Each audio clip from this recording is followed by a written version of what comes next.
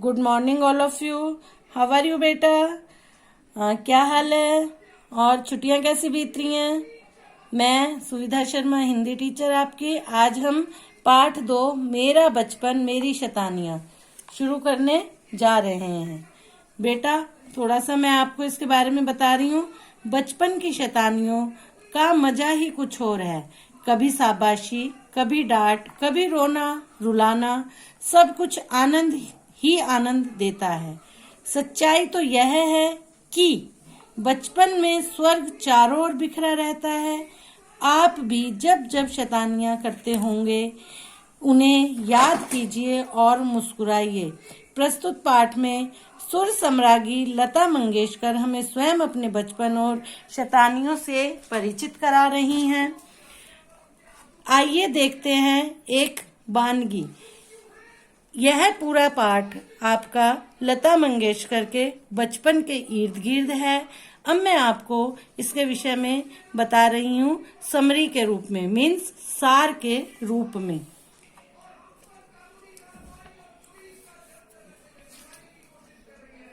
जानी मानी गायिका लता, जो सुर सम्राज्ञी के नाम से विख्यात है, अपने बचपन की उन छोटी मोटी मोटी शरारतों का जिक्र कर रही है जो आज भी उनके मन को गुदगुदाती हैं और सीढ़ी दर सीढ़ी जीवन निर्माण में अहम भूमिका निभाती हैं।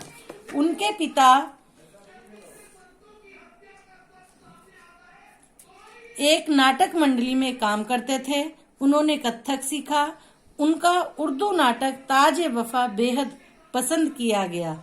उन्होंने स्वयं को रंगमंच पर समर्पित कर दिया था और सीखने के लिए बाबा मशेलकर जी के पास भेज दिया जाता था। एक दिन बाबा अपने शिष्यों को पूरा रामपुरिया धनाश्री सुना रहे थे। अचानक से किसी कारण से कुछ देर के लिए बाहर चले गए। शिष्यगण वहां गा रहे थे और बाहर से उनका गायन सुन रही लता गुनगुना रही थी। उनके पिता ने उन्हें गाते हुए सुना। तुरंत जोर से माई का पुकारा। बोले, घर में इतना अच्छा गायक मौजूद है और हमें पता ही नहीं। मतलब उनके पिता भी उनके बारे में नहीं जानते थे कि लता इतना अच्छा गाती हैं। जब हम महाराष्ट्र के सांगली में थे, उस समय हमारा 13 कमरों वाला बड़ा सा घर था। हम ऊपरी मंजिल पर रहते थे। ग्राउंड फ्लोर किराए पर दे रखा था। बाबा ने संगीत की शिक्षा देने के साथ साथ यह नसीहत मीन्स सलाह भी दी थी, मैं तुम्हारा पिता हूँ और पिता गुरु की तरह होता है। याद रखना, पिता या गुरु तुम्हें डांट भी सकता है और कुछ सिखा भी सकता है। बस यही सोचना है कि कैसे उनकी मौजूदगी में मैं गाऊं। बाबा के कहे शब्द आज भी मुझे याद हैं। हमारा परिवार एक परंपरावादी परिवार था। शास्त्रीय गायन ही गाया जाता था। पारंपरिक होने के साथ साथ बहुत सख्त भी थे। माई परंपरा अनुसार जो 9 गज की साड़ी पहनती थी, विशुद्ध शाकाहारी थी।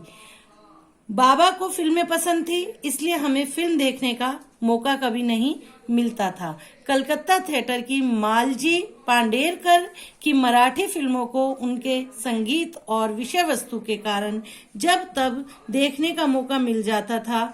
बाबा उस समय के प्रसिद्ध गायक और अभिनेता कुंदन लाल सहगल साहब को पसंद करते थे। मुझे सहगल साहब के गीत गाने की छूट थी, इसलिए घर में मैं उनके गीत एक बंगला बने न्यारा गाया करती थी। एक बार मैंने एक नाटक लिखा, उसे घर में ही मंचित किया। मैंने अच्छी हीरोइन का चरित्र निभाया। आशा तब छोटी थी। आशा आपको पता है ना कौन है? लता मंगेशकर की छोटी बहन, इसलिए वह राजकुमारी बनी। मीना बहुत ही कठोर है तो उसने लड़के का किरदार निभाया और पद्मिनी कोल्हापुरी के पिता पंधारी नाथ उसमें विलेन बने। बहुत मजा आया और सुनते ही मैं भाग जाती। बाबा ने मुझे न कभी डांटा न मारा। मेरे पास जो कुछ भी है मेरे बाबा और माई का दिया हुआ है। माई मीन्स माता। एक बात मुझे और याद आ रही है, तब मैं 5-6 बरस की थी। सांगली में एक दिन माई ने घर के नौकर विट्ठल को साबुन खरीदने के लिए भेजा। दुकानदार चिलिया ने विट्ठल को वापस भेज दिया, क्योंकि 2 आने का यह छोटा सिक्का खोटा था। मैंने उससे यह सिक्का छीन लिया और खुद ही खोटा सिक्का चलाकर सामान ले आई। जब घर पहुंची तो माई ने जमकर डांट पिलाई और 2 आने का नया सिक्का देकर दुकानदार चिलिया के पास भेजा। मैंने दुकानदार से खोटा सिक्का वापस मांगा और माफी भी मांगी। फिर मैंने कभी ऐसी गलती नहीं की। बेटा, आपको जहाँ तक ये पाठ समझ आ गया होगा, इसे अच्छे से पढ़ना है और क्वेश्चन आंसर बनाने का प्रयास करना है। बाकी नेक्स्ट चैप्टर में।